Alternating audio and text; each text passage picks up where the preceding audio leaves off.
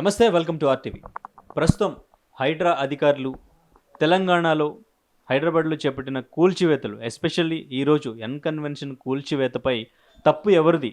చట్టవిరుద్ధంగానే జరిగిందా, లేదంటే అక్కడ నిజంగానే కబ్జా జరిగిందా? ఇదే టాపిక్ మీద మాట్లాడదాం. మనతో పాటు ప్రొడ్యూసర్ నటుకుమార్ గారు ఉన్నారు. సార్ నమస్తే. నమస్తే. నాగార్జున గారికి సంబంధించిన ఈ కన్వెన్షన్ నిజంగానే కబ్జా అనేది జరిగిందంటారా? సో కబ్జా జరగకుండానే కూల్చివేత జరిగిందంటారా? ఎందుకంటే నాగార్జున గారు రియాక్ట్ అయిన విధానం చూస్తే అది పక్కా పట్టా భూమి కోర్టులో ఉండగా ఎలా కూల్చివేస్తారు? చట్టవిరుద్ధంగా కూల్చివేశారు. మేబీ నాకు ఆపోజిట్గా వ్యతిరేకంగా తీర్పు వచ్చుంటే నేనే కూల్చేసేవాడిని బాధ్యత గల పౌరుడిగా అని చెప్పేసి ఆయన ట్వీట్ చేశారు. ఏమంటారు? ఆయన బాగానే మాట్లాడారు, చక్కగా బాగుంది. ఆయన చెప్పినవన్నీ బాగున్నాయి. ఆయన పట్టభూమి అవ్వచ్చు, ఇవన్నీ అవ్వచ్చు. కానీ నేను ఒకటి అడుగుతున్నా నాగార్జున గారిని, లోకాయుక్త ఎందుకు మీకు వ్యతిరేకంగా నోటీసులు ఇచ్చింది? లోకాయుక్త మీకు ఎందుకు ఇది అక్రమము అని తెమ్మడి చెరువు అని చెప్పేసి మీకు నోటీస్ ఇచ్చింది? అక్కడ ఉన్న స్థలాలన్నీ కూడా చెరువు భూములు అని చెప్పేసి, ఇది నాట్ ఓన్లీ ఇది ఫస్ట్ టైం, ఇది ఆల్రెడీ 12 సంవత్సరాలు 13 సంవత్సరాలు నడుస్తుంది. నడుస్తున్నప్పుడు అధికార మదంతో ఆక్రమాలని పొలిటికల్గా సపోర్ట్తో ఆపుకుంటున్నారు అనేది మాత్రం నేను చెప్తా. ఎందుకంటే 29 ఎకరాల పైచిలుకు చెరువు ఏమైంది? దొంగలు ఎత్తుకుపోయారా? రాత్రి ఎవరైనా సినిమాలో ఉంది, అది ఏదో సినిమాలో ముందు చెరువు ఎత్తుకెళ్ళిపోయారని, మన చెరువు దొంగలు పడ్డారని చెప్పి పోలీసులు కంప్లైంట్ ఇచ్చారు కదా. అలాగే మరి ఎవరైనా ఆ చెరువు ఏమైపోయింది? 29 ఎకరాల చెరువు ఉండాలి కదా. మరి ఆ చెరువు పక్కనే మీద ఉంది, ఎఫ్టీఆర్లో ఉందని అంటున్నారు. మీరేమంటారు? పక్కా పట్టా భూమి అంటున్నారు. బాగుంది. ఈరోజు మీకు అన్నీ వ్యతిరేకంగా వచ్చాయి. లాస్ట్ టైము మా కన్వెన్షన్ మీద ఒక బుల్డోజర్ పెట్టారు కేసీఆర్ గారు. మళ్ళీ మీరు వెళ్ళారు, మాట్లాడుకున్నారు, ఒక గోడ కూలింది, మళ్ళీ గోడను కట్టుకొని మళ్ళీ రన్నింగ్ వెళ్ళారు. అంటే ఎందుకు వెళ్ళారు దానికి? మరి ఆ రోజే కేసీఆర్ గారి నిజాయితీ, మరి పేదల పక్షాన పార్టీ, మరి తెలంగాణ కోసం మా ప్రాణాలు ఇస్తామన్న పార్టీ, మరి ఆ కన్వెన్షన్ ఎందుకు ముట్టుకోలేదు? తర్వాత అయ్యప్ప సొసైటీకి ఒక బుల్డోజర్ పెట్టారు, ఒక చిన్నది కొట్టారు, అందరినీ రప్పించుకున్నారు. వాళ్ళు చెప్తున్నవి ఏమంటారంటే మొత్తం మా దగ్గర అంతా దోచుకున్నారు, ఆమెయాలన్నీ తీసుకొని కరెక్ట్గా మమ్మల్ని వదిలేరు అన్నారు. ఈ గవర్నమెంట్లు ఇలా చేసాయి కాబట్టే అక్రమంగా ఎక్కడా కూడా గవర్నమెంట్ స్థలం లేకుండా గవర్నమెంట్ స్థలాన్ని కబ్జా చేశారు అని మాత్రం నేను అంట. Not only is the Nagarjuna గారు, నాట్ ఓన్లీ చిత్రపూర్ కాలనీలో నేను మళ్ళీ ఉదాహరణకి అంటే దాంట్లో అదే ఇప్పుడు చిత్రపూర్ కాలనీలో 6 విల్లాలు కొట్టారు. ఎందుకు కొట్టారు అంటే అసలు కట్టే పరిస్థితి ఎందుకు తీసుకొచ్చారు? 66 ఎకరాలు 1983లో ఇచ్చిన జీవో ప్రకారం, 1989లో విజయభాస్కర్ రెడ్డి గారు ఇచ్చిన ప్రకారం, అది ఓన్లీ సినీ కార్మికులకు మాత్రమే ఆ స్థలాన్ని అపార్ట్మెంట్ రూపంలో కట్టి ఇవ్వండి అని మాత్రం పేదల పక్షాన, కార్మికుల పక్షాన కాంగ్రెస్ పార్టీ ఇచ్చింది. ఆ కాంగ్రెస్ పార్టీ ఇచ్చిన దాన్ని కొంతమంది ఒక సొసైటీని, యాక్టింగ్ సొసైటీ పెట్టి దాంట్లో కొన్ని 100 కోట్లు దోచుకొని దాన్ని ఎంత కాస్ట్ ఎంత పడుతుందో అంతకి మనం కట్టివ్వాలి, అంతే కదా. దాన్ని ఏం చేశారు? ఇప్పుడు 3 బెడ్రూమ్ వచ్చి 1,50,00,000, 2 బెడ్రూమ్ వచ్చి 90 కోటి, సింగిల్ బెడ్రూమ్ వచ్చి 50, రో హౌసెస్ వచ్చి 2.5 కోట్లు. మీకు రో హౌసెస్ ఎవరు ఇచ్చారు రైటు? ఏ జీవో ఇచ్చింది? మళ్ళీ పర్మిషన్లు ఇచ్చారు అంటున్నారు. పర్మిషన్ ఏ మినిస్టర్ ఇచ్చాడు? కేసీఆర్ గారు పర్మిషన్ వాళ్ళదే. తెలవంటారంటే తెలంగాణ మాది, ఈ తెలంగాణ మాది, మా కుటుంబానిది, మేము కష్టపడి తెలంగాణ తెచ్చాం కనుక దాచుకునే హక్కు అంతా మాకుంది, మా కుటుంబానికి మాత్రమే ఉంది, కలవగుంట్ల కుటుంబానికి మాత్రమే ఉంది. ఇంకొకరు దోచుకోవడానికి లేదు. కనుక అందుకనే చిత్రపూర్ కాలనీ అయినా, ఇంకో కాలనీ అయినా, కన్వెన్షన్ అయినా, ఇంకో స్థలమైనా మా 111 జీవోలైనా ఏవైనా మేమే కబ్జాలు చేస్తాం. ఆ కబ్జాలు చేసి అది లక్షల కోట్లు డీడీ బాండ్ రూపంలో, మేము డొనేషన్ రూపంలో గవర్నమెంట్ మా పార్టీకి డొనేషన్ రూపంలో ఇప్పిస్తాం. ఇది 10 సంవత్సరాలు తెలంగాణ ఆకాంక్ష, తెలంగాణ తెచ్చామని చెప్పిన కేసీఆర్ గారు ఆడిన నాటకాలు, దాంట్లో భాగమే ఎన్కన్వెన్షన్. నేను ఆయన కొన్నారా కొనలేదా అని నేను దాని దగ్గర వెళ్ళట్లేదు. ఎందుకంటే ఈజ్ ఒక కో ఆర్టిస్ట్గా, మా సినిమా ఇండస్ట్రీ వ్యక్తిగా నేను ఆ విధంగా వెళ్ళాలంటే మా సినిమా వాళ్ళందరికీ అన్యాయం జరుగుతుందని చెప్పొచ్చు. సినిమా వాళ్ళకి అన్యాయం జరుగుతుంది అంటే చిత్రపూర్ కాలనీ నాశనం అయిపోయింది. సినీ కార్మికులకు ఈరోజు ఒక స్థలం లేకుండా, సెంటు భూమి లేకుండా కృష్ణానగర్లో అయ్యో అంటూ అద్దెలు కట్టలేని పరిస్థితుల్లో ఉన్నారు ఈరోజు. వాళ్ళకి కార్మికులకు స్థలం ఏదండి? ఆ రో హౌసెస్లో ఎమ్మెల్యేలదే, మినిస్టర్లదే, ఎంపీలదే, ఆ రోజెస్లో పోలీసులదే. మరి ఇక్కడ ఎన్కన్వెన్షన్ అవ్వచ్చు, ఇంకోటి అవ్వచ్చు. దానికి అండగా కేటీఆర్ గారు, డ్రగ్స్కి కేటీఆర్ గారు అండ డ్రగ్స్లో పెట్టారు. మళ్ళీ అంటే ఇవన్నీ నేను ఎందుకు తీసుకొస్తానంటే ఇక్కడ దీంట్లో లింకప్స్ ఉన్నాయి. మళ్ళీ డ్రగ్స్ విషయంలోకి వస్తే లైన్ కట్టించారు, అందరితో ఫోటోలు తీశారు. ఏదో దొంగలకు ఫోటోలు తీసినట్టు మొత్తం టోటల్ రెండు ఫోటోలు తీసి ఎంటుకలు కటింగ్ అన్నారు, అది అన్నారు, ఈ కటింగ్ అన్నారు, గోర్లు కటింగ్ అన్నారు. మొత్తం తీసుకెళ్ళి అందరినీ మొత్తం సోషల్ మీడియాలో పెట్టారు. పెట్టిన తర్వాత మళ్ళీ ఏం జరిగిందో తెలియదు, ఏమైందో తెలియదు. మళ్ళీ కేటీఆర్ బ్రో వచ్చాడు. కేటీఆర్ బ్రో వచ్చిన తర్వాత క్లీన్ చీట్ వచ్చింది. మరి క్లీన్ చీట్ తీసుకుని ఈ పెద్ద మనుషులు అయ్యో మా పరువులు పోయాయి, మా పిల్లల పరువులు తీశారు, మమ్మల్ని మొత్తం టోటల్గా రోడ్డు మీదకి లాగారని చెప్పి మరి ఏమైనా పరువునాశనం డాబా కానీ డిఫర్మేషన్ కానీ ఏమైనా సూట్ ఫైల్ చేశారా? చేయలేదు. ఎందుకంటే ఇది తప్పుడు క్లీన్ చీట్. దాంట్లో అందరూ చేసి ఉండరు, చేసి ఉండకపోవచ్చు, కొంతమంది చేసి ఉండొచ్చు. అంటే కేసీఆర్ గారు వాళ్ళని లొంగ తీసుకోవడానికి ఆడిన డ్రామాలు. నేను అనుకున్నాను ఇది రేవంత్ రెడ్డి గారు ఏముందిలే, రేవంత్ రెడ్డి గారు మళ్ళీ same drama playing is a government. A government వచ్చినా ఇంతే. పేదల పాలట పేదలాగా ఉంటాడు, గొప్పవాడిలాగా ఉంటాడు. గొప్పవాడు ఎప్పుడు గేటు అవతల గేటు లోన్ ఉంటాడు, పేదవాడు ఎప్పుడు గేటు బయట ఉంటాడు. ఇదో సామెత ఉంది. మేము కూడా అలాగే అనుకున్నాం. కానీ రేవంత్ రెడ్డి గారిని చూసిన తర్వాత ఈరోజు మొత్తం టోటల్ ఒకటి ఇరగొడుతూ ఉంటే ఇది పేదల పక్షాన పార్టీ, గొప్ప వాళ్ళకి ఒక శాపం పార్టీ అనేది మాత్రం కనబడుతుంది. ఎందుకంటే ఎన్కన్వెన్షన్ అనేది ఇరగొట్టడం అనేది చాలా గ్రేట్ఫుల్. అంటే నేనేదో తప్పుడుగా గవర్నమెంట్ ఇరగొడుతుందని నేను అనుకోను. ఎందుకంటే లోకాయుక్త కానీ గత నోటీసులు కానీ ఇప్పుడు మొత్తం టోటల్గా అది 29 ఎకరాల స్థలం ఎక్కడుంది ఏంటి అనేది తెలియాలి.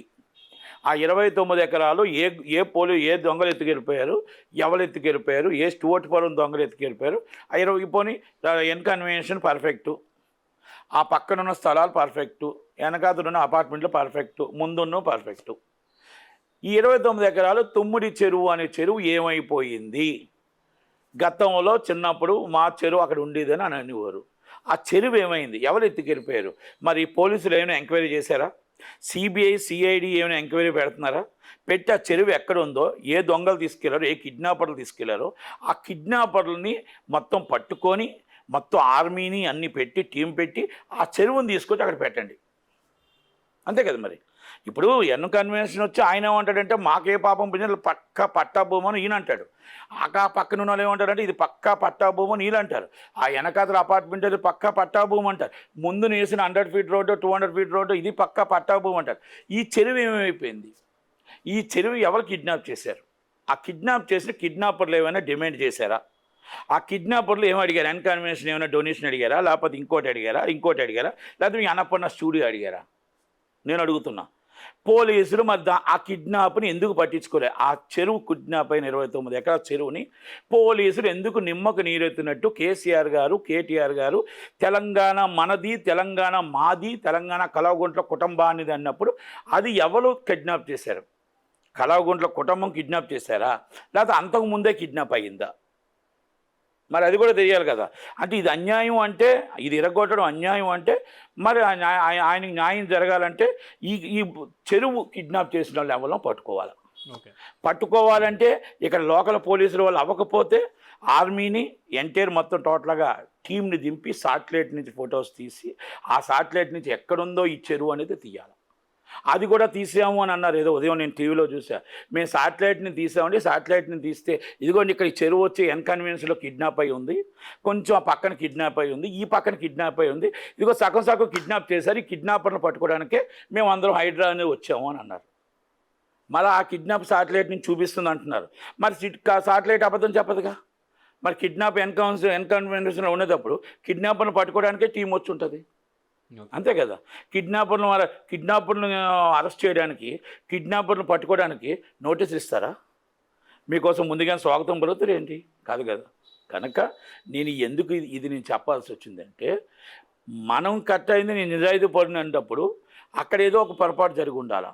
అది ఎవరు చేశారు ఈ పొరపాటు? హైడ్రా పొరపాటు చేసి ఉండదు. ఎందుకంటే హైడ్రా ఈజ్ అ సీఎం దాంట్లో ఉంది కాబట్టి, హైడ్రా అనేది మొత్తం అన్ని టీంలు కలిపి చేస్తుంది కాబట్టి 1-2 సార్లు చెకింగ్ చేసి కోమటిరెడ్డి వెంకటరెడ్డి గారు 21 నాడు కంప్లైంట్ ఇచ్చిన తర్వాతనే దాని మీద యాక్షన్ తీసుకున్నారు. ఓకే, కోర్టు ఏదైనా ఇవ్వచ్చు, కోర్టుకి అందరూ కూడా న్యాయబద్ధులే. కోర్టు ఏమి ఇచ్చినా నిర్ణయం కట్టుబడి ఉంటారు.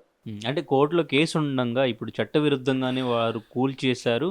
మేబీ నాకు వ్యతిరేకంగా కానీ తీర్పు వచ్చుంటే నేనే కూల్చేసేవాడిని అని ఆయన అంటున్నారు కదా. ప్లస్ ఇంకా ఆయన హైకోర్టుకు వెళ్తాను నాకు న్యాయం జరగడానికి అని చెప్పేసి. ఇప్పుడు ఆయన తప్పలేదు. న్యాయం ఉంటే ఆయన 100% స్టే ఉంటే కంటెంప్ట్ వేస్తారు. ఇట్స్ కంటెంప్ట్ పిటిషన్ వేస్తారు. కంటెంప్ట్ పిటిషన్ వేసిన తర్వాత ఇంకా సుప్రీంకోర్టు ఉంది, హైకోర్టు ఉంది, ఇవన్నీ ఉన్నాయి. ఇవన్నీ వచ్చేటప్పటికి ఆ ఉన్న చెరువు 29 ఎకరాలు, ఇంకా ఉన్న చెరువు కూడా 5 ఎకరాలు 3 ఎకరాలు ఉంది, అది కూడా అన్యాక్రాంతం అయిపోతుంది. గవర్నమెంట్లో మారిపోతూ ఉంటాయి.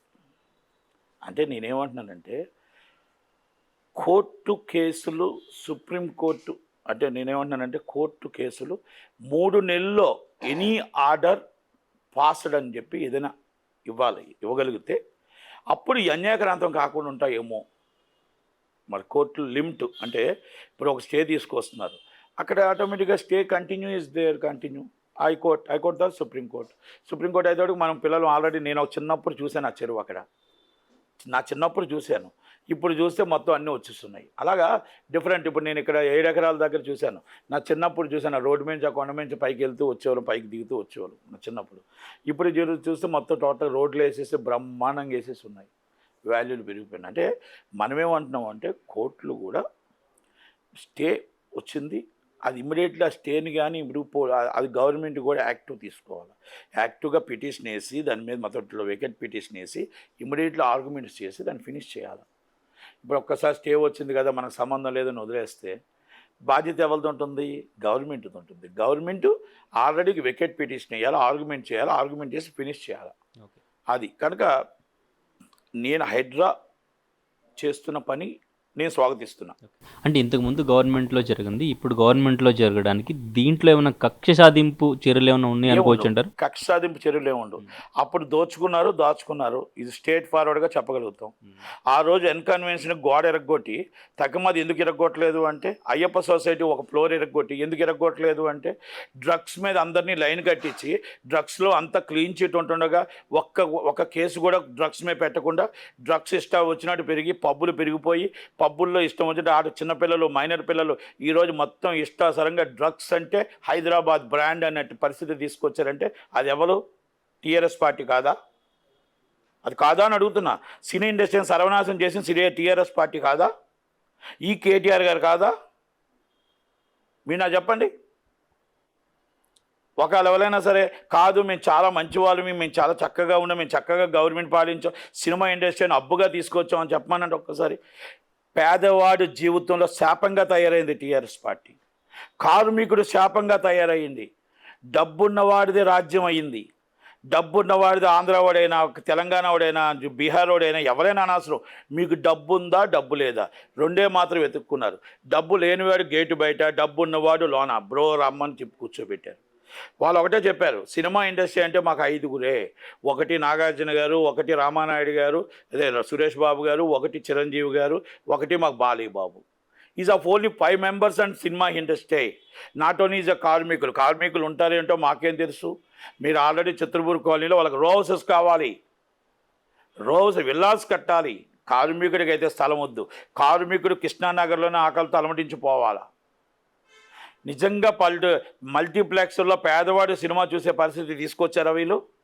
అంటే ఇప్పుడు వీళ్ళు కూడా తీసుకురావడానికి ప్రయత్నం చేస్తే జరుగుతుందేమో అని అనుకుంటున్నా. నంది అవార్డులు 10 సంవత్సరాల నుంచి ఒక అవార్డు ఇవ్వలేదు మీరు. నంది అవార్డు నుంచి ఇంకా గద్ర అవార్డులని అనౌన్స్ చేశారు. ఏం చేశారు ఇండస్ట్రీకి మీరు? అంటే ఇవన్నీ నేను ఎందుకు అడుగుతున్నానంటే, ఒక సామాన్య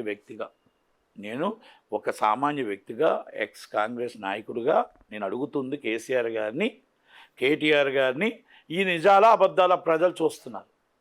నేను దాంట్లో నేనేమన్నా హైడ్రా అనేది ఈజ్ అ గ్రేట్ఫుల్. హైడ్రా అనేది మొత్తం టోటల్గా రేపు రాబోయే 111 జీవో, రాబోయే మొత్తం బఫర్ జోను, రాబోయే ఎఫ్టీఎల్ ఏ ఒక్కటి కూడా ఇరగ్గొట్టి ప్రజలకి మనకి ఈరోజు 1 అవర్కి వర్షం పడితే మొత్తం డ్రైనేజ్ మునిగిపోతుందంటే కారణం అది కేసీఆర్ గారు కాదా, కేటీఆర్ గారు కాదా?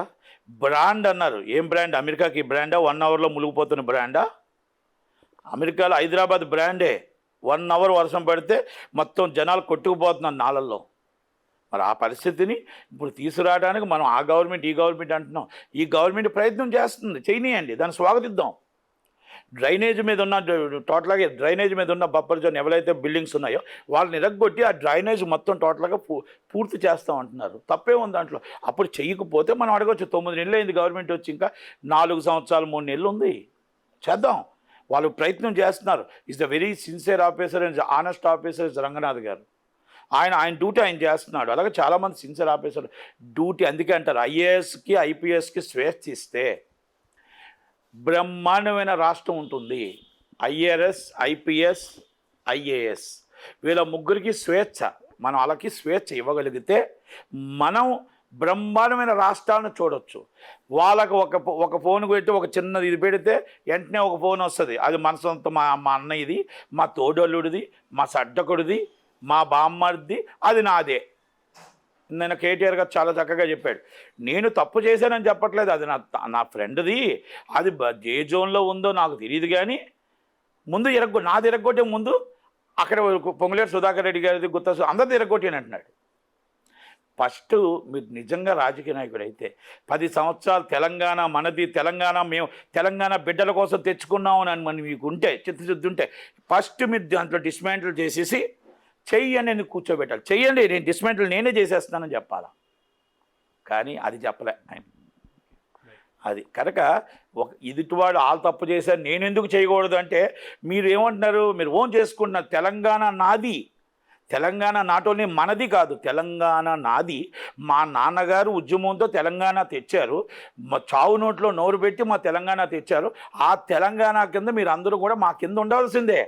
ఇంకో గవర్నమెంట్ రాకూడదు, ఇంకొకరు ఉండకూడదు అని మీరు ఏదైతే చెప్తున్నారో, మరి మీరే తెలంగాణలో మీ ఇష్టం వచ్చినట్టు ఇల్లులు కట్టొచ్చా, మీ ఇష్టం వచ్చినట్టు బఫర్ జోన్లో కట్టొచ్చా, మీ ఇష్టం వచ్చినట్టు ఎఫ్టీఎల్లో కట్టొచ్చా, మీ ఇష్టం వచ్చినట్టు డ్రైనేట్లు ముయ్యొచ్చా, మీ ఇష్టం వచ్చినట్టు మొత్తం డ్రగ్స్ మాఫియాని తీసుకొచ్చి హైదరాబాద్లో కూర్చోబెట్టి అడ్డాగా మార్చొచ్చా? ఇవన్నీ నేను కేటీఆర్ గారికి సూటుగా ప్రశ్నిస్తున్నా. కేసీఆర్ గారి కోసం తెలుసు, కేసీఆర్ గారి కోసం మాకు రవాణా శాఖ మంత్రి నుంచి ఎమ్మెల్యే నుంచి మాకు తెలుసు. ఆయన ఇలాగే నిజంగా స్వార్థానికి ఆలోచించి ఉండుంటే ఇంతటి వాడు అయ్యేవాడు కాదు. ఆయనకు స్వార్థం తెలియదు. కనుక మేమేమంటున్నాం, ఆ స్వార్థం నేర్పించింది మీరు, ఆ స్వార్థం నేర్పించింది ఇప్పుడు తిహార్ జైల్లో ఉన్న మీ చెల్లెలు గారు, ఆ స్వార్థం నేర్పించింది మీ రాజకీయ నాయకులు, కేసీఆర్ గారు కాదు అని చెప్తా. ఎందుకంటే మాకు ఆయనతో అనుబంధం ఎక్కువ ఉంది. టీడీపీలో ఆయన రవాణా శాఖ మంత్రి ఉన్నప్పటి నుంచి మాకు ముందు నుంచి తెలుసు కాబట్టి, ఆయన కోసం తెలుసు కాబట్టి. అలా నిజంగా అప్పుడే ఆలోచించుంటే ఈరోజు ఎంతటో ఎప్పుడో 1000 కోట్లకు ఆస్తిపోయాడు, లక్షల కోట్లకు ఆస్తిపరుడు అయిపోయాడు. ఇవన్నీ మీరు పిల్లలు వచ్చిన తర్వాత మీ ఆలోచనలు అనుకూలంగా అమెరికా సిస్టాన్ని తీసుకొచ్చి ఎక్కడ పెట్టి ఆస్తులు పెరగాలి, ఇవన్నీ పెరగాలని ఒక ఆలోచనతో మీరు ప్రజల్ని భయభ్రాంతులు చేసి, ప్రజలను ముంచి, కార్పొరేట్ కంపెనీలు పెంచి మీరు మొత్తం టోటల్గా ఈ ఒక గ్రూప్ తయారు చేసి ఇలాగ ఎన్కన్వెన్షన్ లాంటివి అవ్వచ్చు, ఇంకోటి అవ్వచ్చు, లేకపోతే జొన్నాడ ఫామ్ హౌస్లు అవ్వచ్చు, ఇంకోటి అవ్వచ్చు. మేబీ ఇది మొత్తం టోటల్గా టీఆర్ఎస్ పాపమే అని నేను చెప్పగలుగుతాను. ఈ 10 సంవత్సరాలు ఇది టీఆర్ఎస్ పాపమే. ఇది డ్రగ్స్ ఇక్కడ హబ్బుగా తయారైన టీఆర్ఎస్ పాపమే. ఈరోజు బఫర్ జోన్లో ఉన్న, ఎఫ్టీఎల్లో ఉన్న టీఆర్ఎస్ పాపమే. కాలువ డ్రైనేజీలు మూసేసిన టీఆర్ఎస్ పాపమే. టీఆర్ఎస్లో కేటీఆర్ గారు పాపమే. ఇది వాస్తవం. దానికి కరెక్ట్గా మొగుడు దొరికాడు, ఆయనే రేవంత్ రెడ్డి. ఆ రేవంత్ రెడ్డి అన్న ఆయన పొట్టిగా ఉంటాడు, తక్కువగా ఉంటాడు, అసలు పట్టించుకోవాల్సిన అవసరం లేదు, అసలు 3 నెలల్లోనే ఆలే పడగొట్టేస్తారు అని మొత్తం కాంగ్రెస్ వాళ్ళతోనే గొడవలు పెట్టి ఎలాగైనా లేపేద్దామని చూసిన పరిస్థితుల్లో ఆయన్ని అధిష్టానం నమ్మడం, ప్రజలు నమ్మడం, పెరగడం, మళ్ళీ ఎంపీ సీట్లు ఇవ్వడం, మీకు డిపాజిట్లు గల్లంత అవ్వడం, మీ మొత్తం టోటల్గా మీద అక్రమ ఆస్తులు కొల్లగొట్టడానికి రెడీ అవ్వడం ఇవన్నీ కూడా జరిగాయి. కాబట్టి హైడ్రా అనేది మంచి కార్యక్రమం, ప్రజల కోసం, డ్రైనేజీల కోసం, మన ఎఫ్టీఆర్లో మన ఏదైతే చెరువులు ఉన్నాయో, మనం గతంలో చెరువులతో మీరే అడిగారు, ఏదో మన గుబ్బమ్మలు పెట్టడానికి కానీ ఇంకోటి కానీ మనం ఏది చేసుకోవడానికి కూడా చెరువులు కనబడట్లేదు. చెరువులు చూపిస్తారు. ఇప్పుడు చేయండి మీరు కార్యక్రమాలు, ఎందుకంటే మనకు అక్టోబర్లో వస్తున్నాయి కార్యక్రమాలు. మీరు చెరువుల్లో చేయండి. ఇవన్నీ మొత్తం చెరువులు కనబడుతున్నాయి. ఇప్పుడు చెరువులు కనిపిస్తాయి. 29 ఎకరాలు ఎక్కడ కిడ్నాప్ అయిందో చూపించారు సాటిలైట్లో. కనుక నేను అదే చెప్తా, ఇలాంటి వాళ్ళు ఎవరి మీద సీరియస్గా కేసు పెట్టడం, పేదవాడి మీద మీ జోలం చూపించకంటే గొప్పవాడి మీద మనం చూపిస్తే అప్పుడు ఏంటంటే గవర్నమెంటు సమానంగా పనిచేస్తుంది అని అంటారు. అందుకనే మేము ఇవన్నీ మీకు మీరు ఒకటి అడిగారు, నేను ఇవన్నీ చెప్పడానికి ఉదాహరణకు చెప్పడం జరిగింది. నాట్ ఓన్లీ ఎన్కన్వెన్షన్ కాదు, ఇవన్నీ కూడా జరగడం జరిగింది. కనుక హైడ్రా సీరియస్గా తీసుకోవాలా. రేవంత్ రెడ్డి గారు వెనకడుగు వేయకూడదు. ఏమైనా మొత్తం టోటల్గా కోర్టులో ఆర్డర్లు ఇచ్చాను, కోర్టుని ఇమీడియట్లీ వికెట్ పిటిషన్ వేయాలా. వికెట్ పిటిషన్ వేసి డే బై డే ఆర్గ్యుమెంట్ చేయాలా, కౌంటర్లు వేయాలా. మీకు ఉన్న మొత్తం టోటల్గా వేసి స్టేలు ఏమైనా వికెట్ చేయించి I'm ready to any occupied ఎవరిదైనా సరే, చిన్నవాళ్ళు అవ్వచ్చు, పెద్దవాళ్ళు అవ్వచ్చు, మొత్తం టోటల్గా డ్రైనేజీలు, మొత్తం టోటల్గా చెరువులు, మొత్తం సూపర్గా హైదరాబాద్ బ్రాండ్ అని చూపించాలనేది మాత్రం నా మనవి. 1 అవర్ వర్షం పడితే మునిగిపోయే హైదరాబాద్ కాదు ఇది. మీరు మొత్తం టోటల్గా 48 అవర్స్ వర్షం పడినా కూడా ఎక్కడ నీటి రోడ్డు మీద కనబడదు అన్న రేంజ్కి మనం తీసుకురావాల్సిన పరిస్థితి అది రేవంత్ రెడ్డి గారి గవర్నమెంట్ మీద ఉందనేది మాత్రం. HYDRAA is a very honest officers. వాళ్ళ మీద మనం ఏలైతే చూపించాల్సిన అవసరం కూడా లేదు. Very good job. Thank you very much. అయితే అంటే ఎన్కన్వెన్షన్ విషయంలో మాత్రం నాగార్జున గారు ఒక్క అంగుళం కూడా కబ్జా జరగలేదు, ఇది తప్పుడు సమాచారాన్ని ప్రజల్లోకి తీసుకెళ్తున్నారు అని చెప్పేసి ఆయన మెన్షన్ చేయడం జరిగింది. అంటే అక్కడ నిజంగానే కబ్జా జరిగింది అని అంటారు మీరు? 29 ఎకరాలు ఏమైంది? అయితే చెరువు ఉండకపోవచ్చు. చెరువుని ఆ చెరువు లేకుండా వాళ్ళంతా నిజాయితీగా ఉండొచ్చు. దాన్నైనా డిసైడ్ చేయండి. మీకు ఒక్కటి కూడా ఒక అన్యాక్రాంతం కానిప్పుడు లోకయుక్త మిమ్మల్ని ఎందుకు కూలగొట్టుకొని నోటీస్ ఇచ్చింది? అంతకుముందు మరి ఎన్కన్వెన్షన్ మీద ఎందుకు గోడ పెట్టి బుల్డోజర్ ఎరగొట్టారు? మరి ఇవన్నీ ఉన్నాయి కదా. కబ్జా జరిగిందంటారు? 100% జరిగింది. జరగలేదని అంటానికి లేదు. అందుకని జరిగిన దాంట్లో 29 ఎకరాల్లో కిడ్నాప్ అయ్యింది. నాట్ ఓన్లీ అన్యాక్రాంతం జరిగిందని నేను చెప్పట్లే, అది అన్కన్వెన్షన్లో కిడ్నాప్ అయ్యింది. ల్యాండ్ ఏదైతే చెరువు కిడ్నాప్ అయింది, ఆ చెరువు దాంట్లో కనబడుతుంది. సాటిలైట్ నుంచి ఆ చెరువుని ఎలా తీసుకురావాలి అనేది మొత్తం టోటల్గా దానికి ఒక టీం వేసి ఆ టీం నుంచి చెరువు బయటికి తీసుకురావడానికి ప్రయత్నం చేస్తున్నారు. అది తప్పలేదు దాంట్లోని. వాళ్ళ దాంట్లో కిడ్నాప్ అయింది అంతే. మీరు అన్యాక్రాంతం అని అంటాను అనకూడదు, కిడ్నాప్ అయింది. మరిన్ని వీడియోస్ కోసం ఛానల్ ని సబ్స్క్రైబ్ చేయండి. లేటెస్ట్ అప్డేట్స్ కోసం వాట్సాప్ ఛానల్ ని ఫాలో చేయండి. అండ్ లింక్ డిస్క్రిప్షన్ లో ఉంది.